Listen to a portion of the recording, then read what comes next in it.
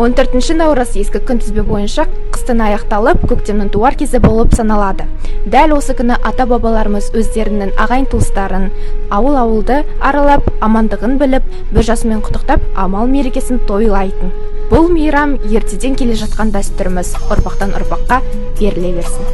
Мал төлдеп, қыстаудан жайлауға көшетін кезеңде жақсылықтың жаршысына балап, көрісуді тойлау ертеден келген дәстүр. Жалпы қазақтың бір-бірімен сыйластығы мен достықты нығайтатын дәстүр. Ертеден біздің ата-бабаларымыз үшін қыс мезгілі ең қаһарлы мезгіл болып табылған. Қауіп-қатерге толы ызғарлы қыстың орнына күн шуақты көктем келген кезде халық қыстан аман-есен шыққанына қуанып бір-бірімен көріскен.